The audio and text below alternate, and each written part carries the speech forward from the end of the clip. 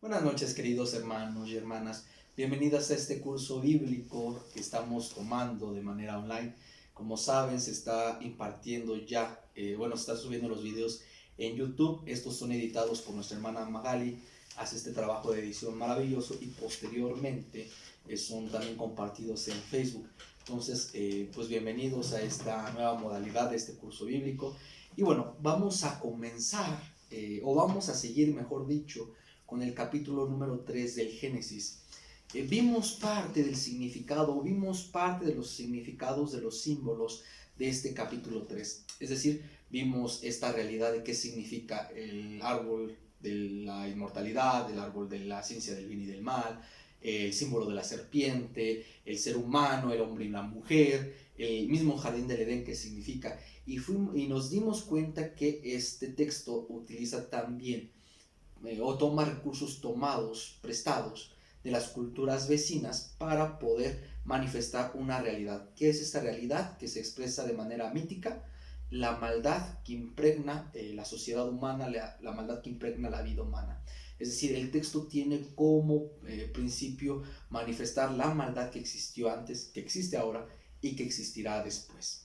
Una maldad que lo impregna todo. Entonces, en este relato mítico se trata de expresar y se trata de manifestar en símbolos una realidad que escapa a la razón del ser humano, a algo que no hay respuesta, la maldad humana. Entonces, este es un relato muy importante, muy fuerte.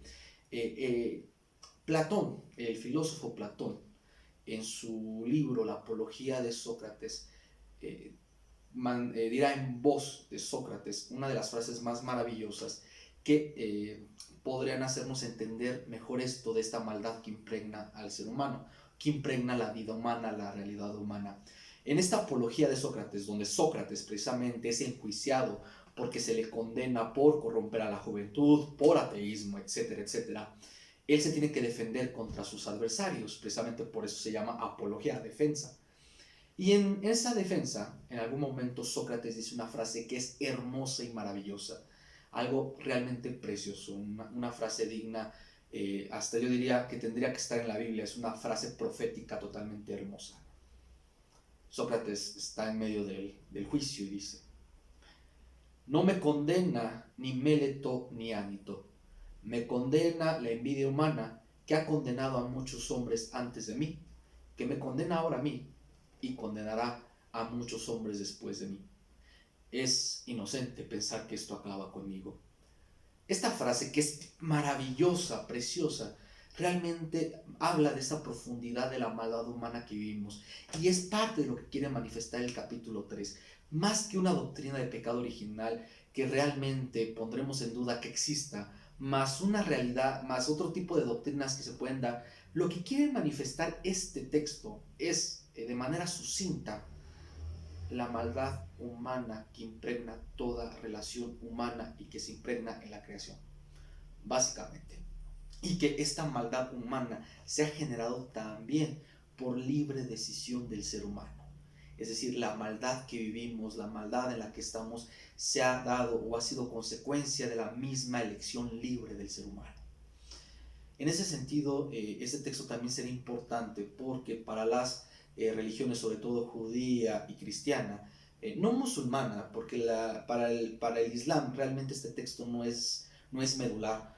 Para el Islam el pecado de Adán es el pecado de Adán y no tiene nada que ver con nosotros, mientras que sí, para la religión judía y para la religión cristiana ha sido un texto medular, porque para la religión judía le dio sentido, o este texto hizo que le diera sentido una realidad humana, esta realidad de pérdida, de miseria, de maldad. Los judíos a través de este texto entendieron parte de la realidad en la que viven. Para los cristianos también, porque dentro de este texto, el capítulo 3, se encuentra lo que comúnmente se llama protoevangelio, que también en cierto sentido los judíos consideran que es el mensaje del Mesías, el mensaje de la llegada del Mesías. Cuando Dios está condenando a la serpiente, condena a la serpiente y dice unas palabras contra la mujer y contra el hombre, y cuando habla contra la mujer habla de su descendencia. Precisamente esta parte de su descendencia se verá como una profecía del Mesías que vencerá la maldad, que vencerá al demonio. Será como el significado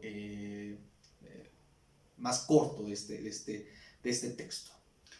Pero para poder seguir hablando del capítulo 3, que realmente quiero explayarme en este video sobre este capítulo, voy a utilizar este libro. Este libro se llama la Biblia, bueno, es Biblia, traducción, bueno, es Biblia, lo dibujan y lo escriben Serge Bloch y Frederick Boyer, y es bastante bueno, se los recomiendo ampliamente. Es un libro que trata de... es una Biblia coloreada, es una Biblia dibujada, pero es bastante buena. De hecho, se los recomiendo bastante. Esta Biblia se llegó a ocupar en las clases de dominical aquí en la iglesia de San Marcos. Es un material muy bueno, se los recomiendo, y es muy profundo, realmente es un material muy, muy profundo. Les voy a leer esta parte que me gusta cómo lo resume este texto, este capítulo 3. De hecho aquí, curiosamente viene en el capítulo 2 y se llama El jardín o por qué abandonar el paraíso, donde se cuentan los primeros pasos de Adán y Eva, héroes del bien y del mal, a pesar de ellos, porque el sueño terminó, y cómo se abrió frente a ellos la puerta de la historia humana. En aquel tiempo, la tierra era un jardín como los jardines de Babilonia, un gran jardín atravesado por 4 grandes ríos, un jardín donde crecían árboles apetecibles con frutos deliciosos. En ese gran jardín vivían Adán, el hombre, y Eva, la mujer. Vivían con lobos y corderos, vivían entre leones y gacelas, vivían con pájaros y animales más pequeños. Para alimentarse bastaba con recolectar hierbas y flores, recoger los frutos que caían de los árboles, beber de las fuentes. En aquel tiempo no conocíamos la muerte ni la enfermedad. En aquel tiempo nunca teníamos miedo. Nunca teníamos vergüenza. En aquel tiempo no trabajábamos. Era el paraíso. Pero en medio de ese gran jardín había un árbol diferente a los otros. El árbol de la experiencia del bien y del mal. Era el árbol a la sombra del cual dormir y soñar. Podíamos comer de todos los frutos del jardín, excepto de los frutos de ese árbol solitario. Eran frutos maravillosos que provocaban deseo en la mujer y en el hombre. Pero estaba dicho, no comerás de los frutos de ese árbol o morirás. Era el árbol del deseo y de la aventura.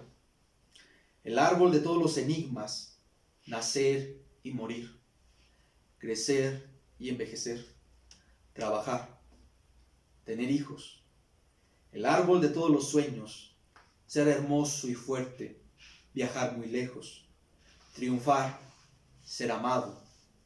El árbol de todas las tentaciones, el placer, el amor, el juego, la aventura, las riquezas, pero también el árbol de todas las angustias, la muerte, la pobreza, la fatiga, las guerras, el exilio.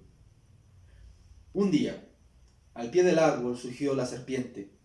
Es delgada, está desnuda, y se divierte haciéndoles preguntas. Si comes serás otro, dice la serpiente. No morirás, pero verás otras cosas. Verás todo de forma diferente. El jardín, los habitantes del jardín, el cielo. El día en que comáis del fruto, vuestros ojos se abrirán, dice la serpiente. El deseo es demasiado fuerte. Eva come un fruto. Adán también lo quiere. Ella le da la mitad. De pronto tienen miedo del león. De pronto tienen miedo de la araña, miedo de los árboles y de las nubes. Corren a esconderse en el jardín. Les gustaría vestirse y ya no tienen el valor de mirarse. Y la serpiente se vuelve amenazante, se vuelve enigma del hombre y de la mujer. De pronto, una voz se escucha en el jardín. Dios llama a Adán. ¿Dónde estás? Te he escuchado en el jardín y tuve miedo. Estoy desnudo y me he ocultado, responde Adán. Adán denuncia a la mujer. Es ella quien me ha dado el fruto. Y la mujer acusa a la serpiente. Dios expulsa a la serpiente y la condena a reptar y a comer polvo. Dios dice a la mujer, multiplicaré los dolores de tus embarazos. En el dolor darás a luz a los hijos, y el hombre será tu Señor.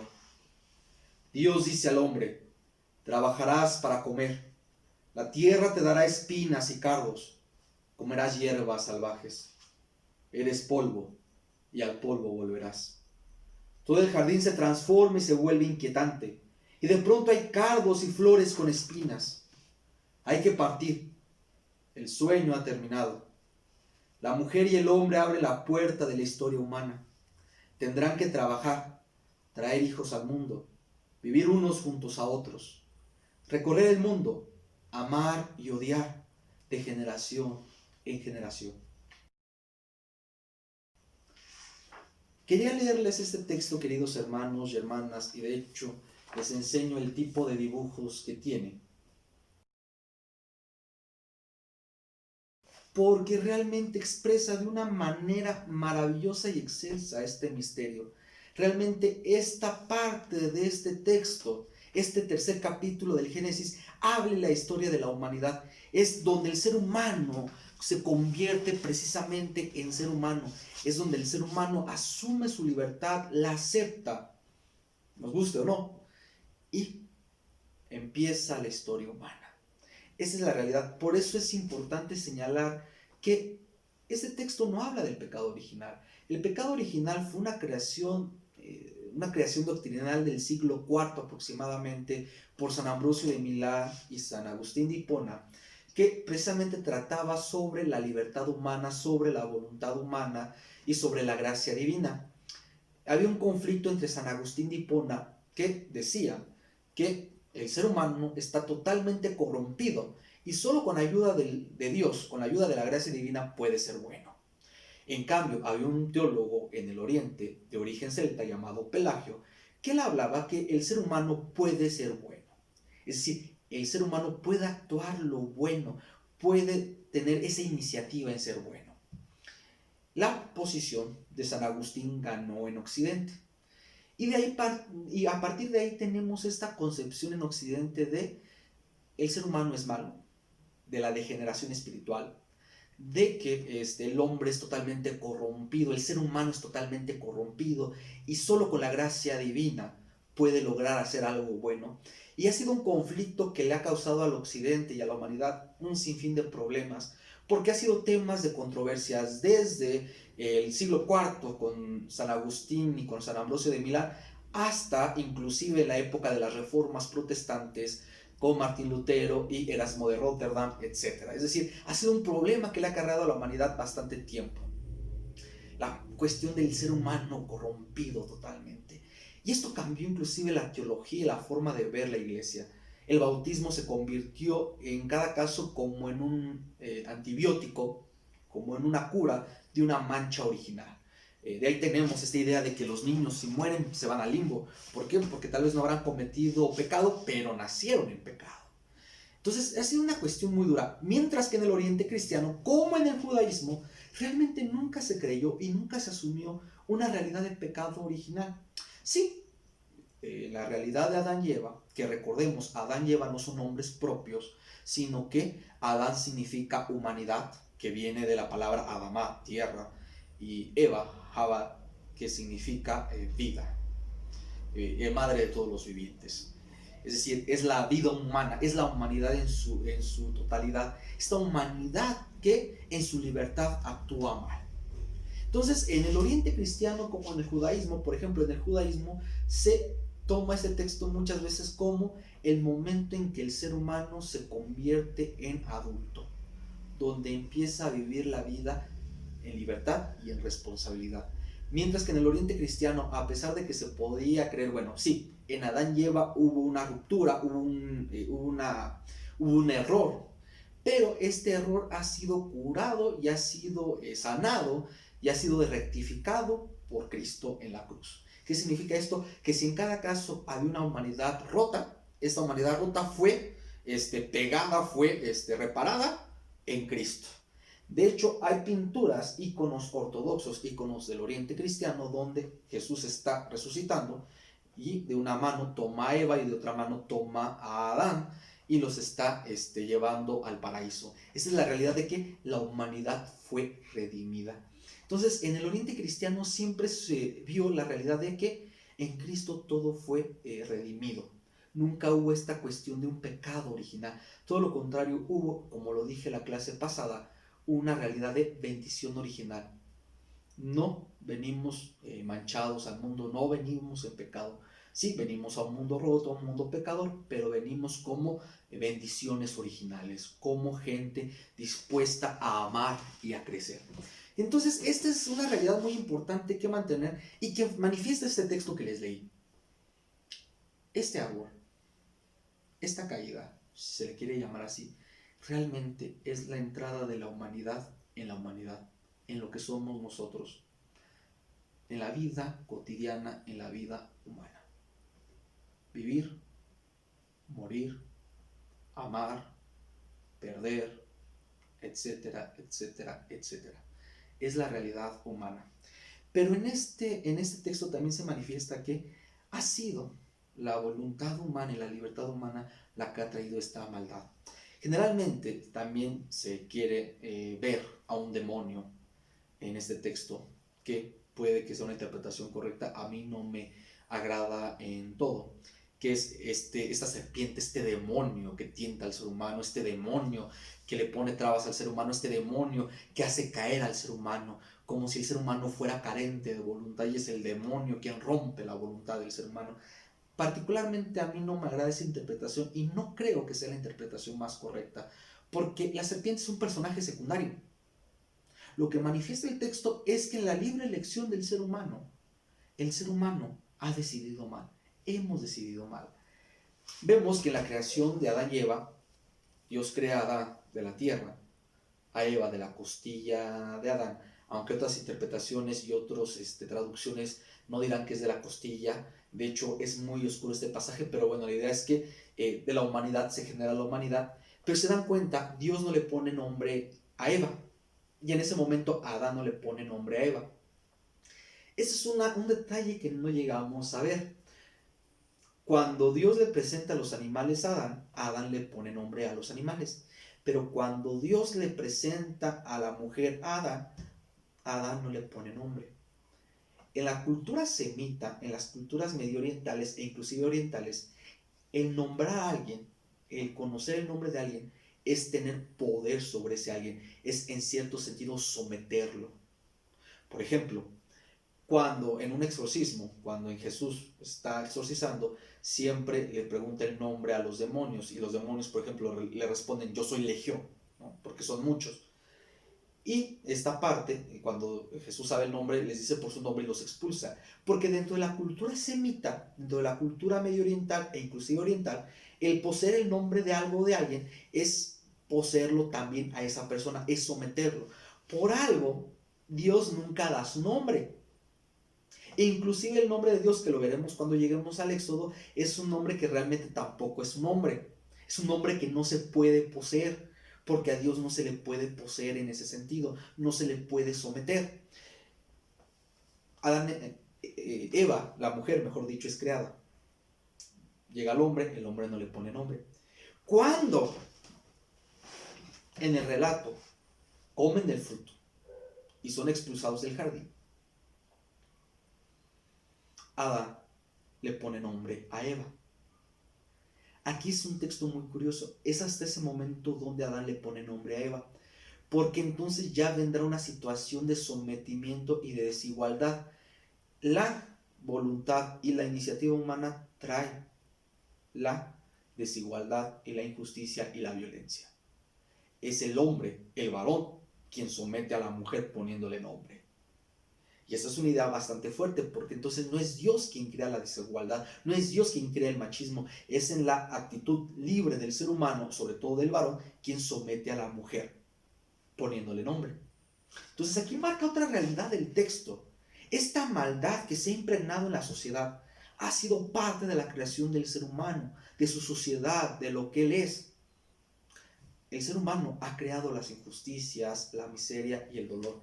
Y es algo que los judíos tendrán muy en mente, que a veces solemos olvidar cuando le damos mucho peso a los demonios, Porque cuando los judíos pierdan Jerusalén, cuando sean conquistados, precisamente la respuesta que se darán a ellos mismos es: fuimos conquistados, nuestro templo fue destruido porque no cumplimos la ley de Dios. Es decir, los seres humanos, nosotros, judíos, fuimos irresponsables y fuimos injustos. Entonces, el pecado no se origina a partir de un demonio, sino se origina a partir de la libre voluntad humana, de la desobediencia libre humana. Entonces, este relato se vuelve maravilloso si lo vemos en ese aspecto. No se vuelve una idea que tristemente se dio gracias al pecado original, donde nacemos de una semilla corrompida, donde todos los humanos somos malos, donde el demonio está acechando en cada esquina. No trata eso el texto. Creo que el texto va a algo más profundo. Una maldad de organización social que se ha impregnado por la misma voluntad del ser humano. Pero que curiosamente ahora el ser humano, nosotros no podemos escapar de esa realidad. Somos incapaces de escapar de esa realidad. Entonces el texto va más allá, porque inclusive desgraciadamente gracias a estas doctrinas de pecado original y demás, se fue dando inclusive esta mala interpretación donde el pecado original se convierte en una enfermedad de transmisión sexual. El sexo es pecado. Por lo tanto, un hijo que yo tenga, pues fue concebido en sexo, por lo tanto fue concebido en pecado y por lo tanto también es merecedor de la ira de Dios. Entonces, esta cuestión que fue bastante dura y bastante fuerte y que ha afectado a la humanidad de maneras insospechadas y que realmente todas las iglesias cristianas de Occidente, me atrevería a decir, están tratando de quitarse el peso de esta doctrina para volver al texto original y ver una bendición original, pero al mismo tiempo ver que la libre elección del ser humano lo puede llevar o nos puede llevar a tomar malas decisiones. Entonces, con esto voy a terminar, queridos hermanos y hermanas. Sé que pude ser muy repetitivo con la clase anterior y con esta, pero creo que era muy necesario poder manifestar estas realidades porque es un texto medular dentro de la Sagrada Escritura. Dentro de la iglesia cristiana y dentro del judaísmo escapamos de este texto. Ese texto se convertirá en clave, porque inclusive la doctrina cristiana vendrá a significar algo muy importante posteriormente. Adán fue creado de la nada de la tierra virgen. Jesús fue engendrado por obra del Espíritu Santo en una virgen. Esto ha sido una teología cristiana antigua, antiquísima, donde a Jesús, y hasta San Pablo lo dice, es el nuevo Adán, que nace de la nada por obra del Espíritu Santo, y los teólogos primitivos, los padres de la iglesia, desde los tiempos más antiguos, significaron a la Virgen María como esta tierra virgen, donde es creado el Cristo, el nuevo Adán, y donde este nuevo Adán vence para derrotar la tentación, para destruir la muerte.